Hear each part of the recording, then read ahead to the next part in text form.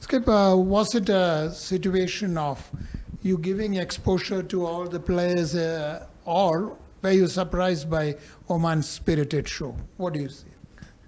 See, I feel they played some good brand of cricket. And I told in the post match also that they batted really well. There was a little bit of dew, but that's not an excuse. They batted really well. And from our batting point of view, our batters didn't get a lot of game time. Starting from Sanju, Hardik, a lot of them, Aksar, even Dubey. Tilak also against Pakistan didn't get a lot of time to bat, and Arshdeep and Harshit, as you may know, that he's someone who can bat. So we wanted to see how he can bat in the last 3-4 overs. And when 1 or 2 overs were left, Arshdeep said that he wanted to go into bat. I said no problem, you can definitely go in. It's completely fine. But I bat or I don't bat, winning the game is more important. That's fine. Surya, hi. Surya, we all know India, Pakistan, high pressure always. Playing them twice in a week, especially in the current scenario, given all that's going on, how challenging is that? And do you feel after your last performance against Pakistan, where you guys were so impressive, the focus has kind of, not from within the team, but outside, the focus has shifted away from the performance and all that happened later? I feel our preparations have been really good leading into the tournament, and we had 3 good games also. So we are actually focusing on what we can do best, and as I said on the toss as well, that we want to follow all the good habits which we've been doing in the last 2-3 games, and we'll take one game at a time. But yeah, as you said, it doesn't give us an edge that we have played them once and we had a good game. So of course it will be a good game. We'll have to start well from scratch, and whoever plays well will win the game. Surya, the first match against Pakistan, India were very dominant, and whatever happened, not talking about that, but whenever people say that even you have an exercise that you want to shut out the outside noise, but is it always possible? And if it's possible, what's the process of doing that, shutting the outside noise when there's so much going on? So what do you do? Close your room, switch off your phone and sleep. I think that's the best. See, it's easy to say, but sometimes it is difficult because you meet a lot of friends, you go out for dinner, and you have a lot of players also around who like to see all these things. So it's very difficult, but then it's on you, what you want to listen to, what you want to have in your mind, and go on and have a practice session or go on and have a play a game. But I have been very clear with all the boys. I think it's very important if you want to do well this tournament and going forward.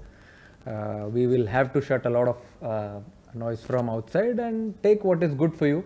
I'm not saying shut the noise completely, but take what is good for you. I mean, someone can give you a good advice as well, which can help you in the game, which can help you on the ground. So I think that is very important for me, and rest I feel everyone is good in good space.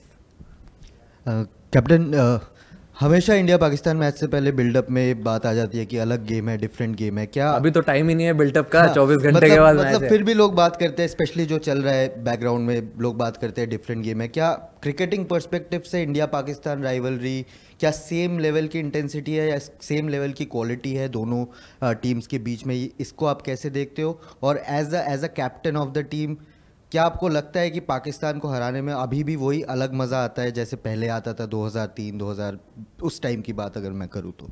अभी देखो, उस time तो पता नहीं, मैं कभी खेला नहीं तो मैं तो मैं बता नहीं सकता. बट राइवलरी की बात करें तो पता नहीं आप लोग क्या राइवलरी की बात कर रहे हो. मुझे तो बस ग्राउंड पे जाने के बाद ऐसे ही लगता है कि स्टेडियम भरा होता है, और जब स्टेडियम भरा होता है तो मैं अपने टीम को और सबको ये बोलता हूँ कि चलो भाई लोग, एंटरटेनमेंट का टाइम आ गया. इतने लोग आए हैं मैच देखने के लिए, तो आपको एंटरटेन करना पड़ेगा सबको. Let's play some good brand of cricket. And और तो मेरे हिसाब से हम लोग इतना ज़्यादा कुछ सोचते नहीं है. 3 गेम खेला है हमने अभी, तीनों गेम जीतने में उतना ही मज़ा आया जितना गेम इसके पहले वाला गेम जीतने में मज़ा आया था. तो I feel every game is a new challenge.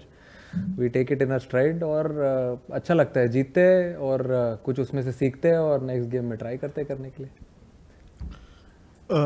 Pakistan के खिलाफ पिछले मैच में बैट से भी और बाकी चीज़ों से भी भारतीय टीम ने बहुत अच्छा किया। अगले मैच में भी बाकी चीज़ें क्या होती है भाई?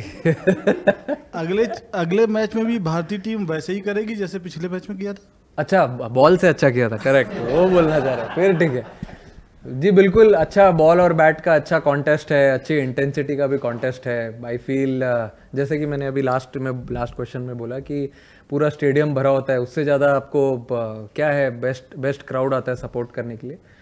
And it's best thing, put your best foot forward for the country and enjoy the game. Surya, अब टूर्नामेंट का बिजनेस एंड है और यहाँ पर अरे ज़्यादा अभी तो चालू है बिजनेस एंड कैसे हो गया? अच्छा, लीग स्टेज का फिर ठीक हो गया। अभी हम देख रहे हैं कि सेकंड हाफ में जो भी टीम चेज कर रही है थोड़ा सा मदद मिल रहा है। हालांकि जब हम यहाँ पर लास्ट टाइम 2022 में या 2021 में खेले थे तब टॉस बहुत बड़ा फैक्टर होता था। इस टूर्नामेंट पे अभी तक उतना बड़ा फैक्टर नहीं रहा है, लेकिन अभी आपको लग रहा है कि गोइंग फॉरवर्ड थोड़ा सा टॉस फैक्टर होगा क्योंकि चेजिंग टीम को थोड़ा सा मदद मिल रहा है बिकॉज ऑफ द कंडीशंस? अब वहाँ तो पता नहीं, इतना डिफरेंस नहीं हुआ टॉस का दुबई में। यहाँ पे थोड़ा सा ह्यूमिड था, थोड़ा कंडीशंस बेटर हो गए सेकंड हाफ में, बट वहाँ पे मुझे ऐसा लगता है जो टीम 40 ओवर्स के लिए सिमिलर ही होता है, विकेट इतना चेंज नहीं होता है, ड्यू भी नहीं था इतना। तो जो टीम दोनों फेज अच्छा खेलेगी बैटिंग और बॉलिंग का, I think it will be good for them. मेरे हिसाब से तो इतना चेंज नहीं हुआ, दोनों इनिंग्स में कंडीशंस सिमिलर ही थे। सेकंड इनिंग में थोड़ा बेटर आया हो सकता है बैट पे ball, but I feel conditions for 40 overs were really good.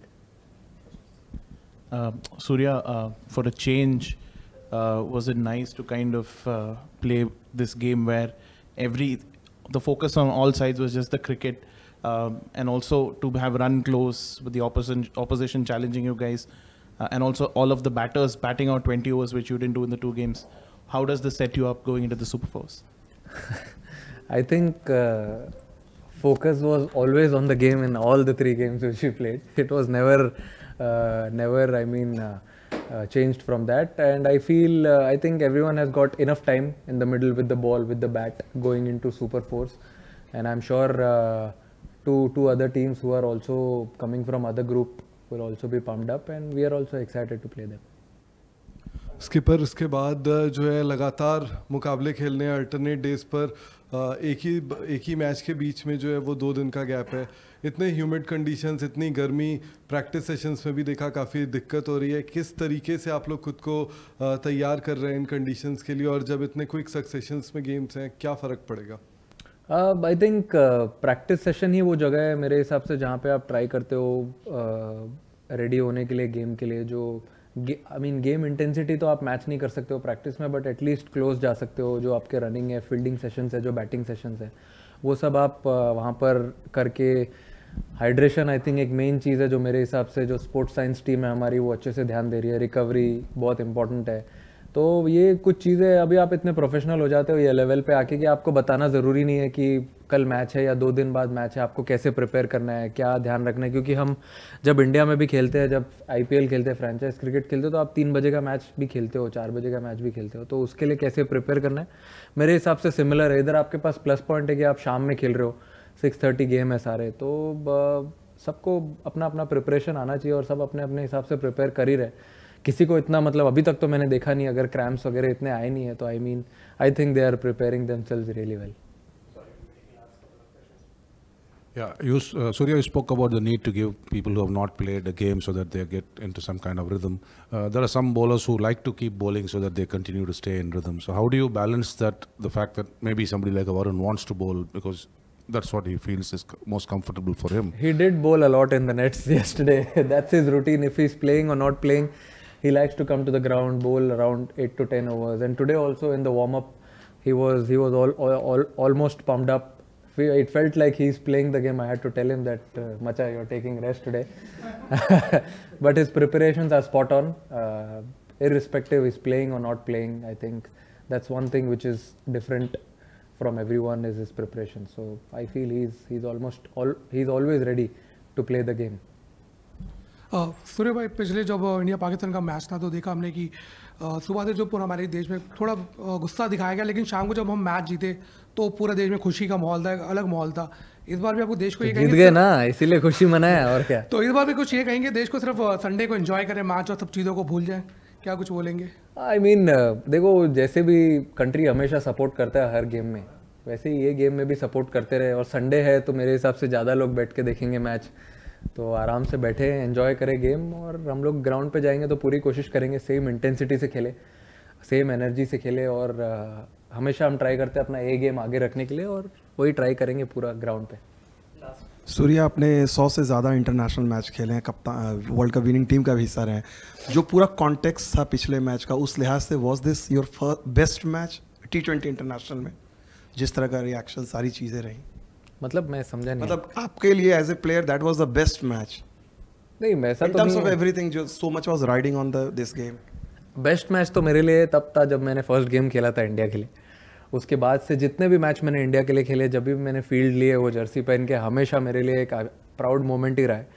और इवन मैं हर गेम, जो भी गेम इंडिया की जर्सी पहन के स्टेप करता हूँ ग्राउंड पे, I am always excited, I am always proud to be part of this wonderful campaign. और आप आगे भी जब भी अपॉर्चुनिटी मिलती रहेगी, I will always be proud. अगर आपने देखा होगा तो मैं नेशनल एंथम में हमेशा आँख बंद करके रखता हूँ, तो मैं वही सोचते रहता हूँ, याद करते रहता हूँ और भगवान को थैंक यू बोलते रहता हूँ कि ये अपॉर्चुनिटी देते रहे मुझे खेलने का जब तक मैं खेल सकता हूँ। And I am very happy for that. Thank you so much, Surya. Pleasure. Have a good night.